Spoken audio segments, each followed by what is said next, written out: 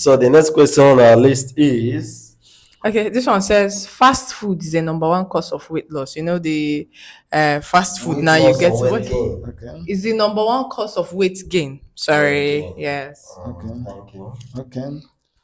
Fast food. Okay. But people have to do their business. All fast food owners, they still have to do their business. Now, when it comes to fast food, we need to look at this. Just like we've said, I think this has been our emphasis since the beginning of this session. We've been emphasizing that it's not just one factor we need to consider. Okay. Now, this fast food. But fast food, does it cause weight gain? It depends. Remember when we talk about weight gain, we consider so many factors. Genetic, what about if you are the type that no matter how you eat, the gene or it runs in the family, like people don't really add much weight. So it can contribute, but other factors. Other factors have a long way to play. Okay. Just that the fast one, the main question should be, what is this fast food? Yes, that should be the main question. But let's just deviate a little bit from there. If this food is high in fat, Okay. yes, fat is high in calorie. Like 1 gram of fat can use 9 kilocalories of energy, and that can be an issue. Okay, if it has then if the amount of fast food you are also eating, let's talk about portion size control. If this fast food you are taking, maybe this fast food may be the food you are eating on the roadside, and they are prepared very quick. That's why it's called fast food. What about if you are now trying to maintain portion control? You are mindful of the quantity you are eating. Are you still going to add weight? Those are the things to consider. So it's not all about the fast food itself. It's about the portion you are taking. Exactly. Yes, how this food is being prepared. Some people use deep frying, which is so high, and that food may be high in fat. But what about if this food is prepared with minimal amount of fat? Are you still going to gain weight? The answer is no. Then what about if after eating this food, the little amount you are eating, the portion control is also maintained, but your physical activity level is higher than what you take? Are you still going to gain weight? What about if you're aging, you are growing older, right? Or you are growing, you are still a young person, so your physical activity level is high.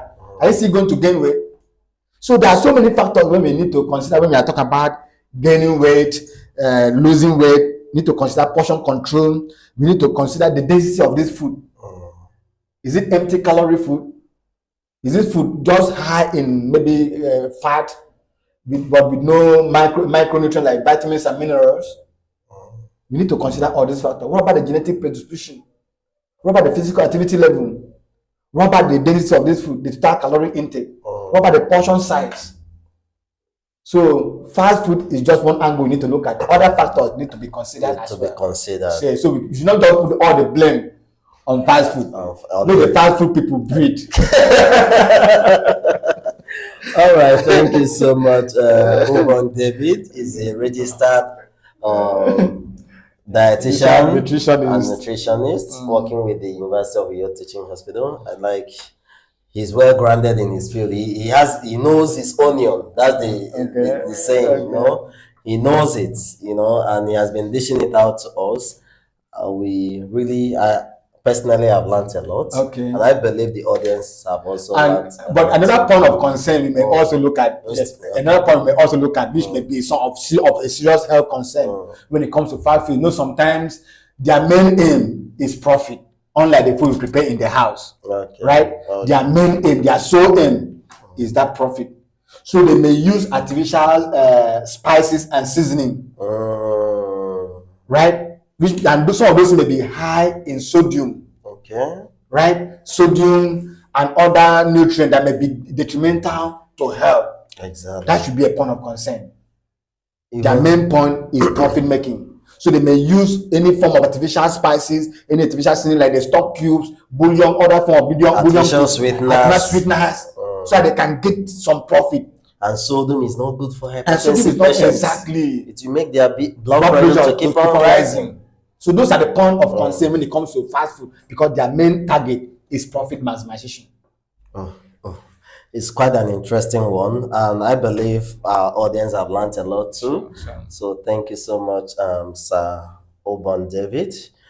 It's always very interesting having you around, and I believe that from what we have learned today, all of us even the audience, the viewers, our fans, we start making the right health decision. Exactly. Because there's this saying that you are what you eat, right? And every time you are eating, you are either feeding diseases or you are fighting against it. Exactly. So you are what you eat.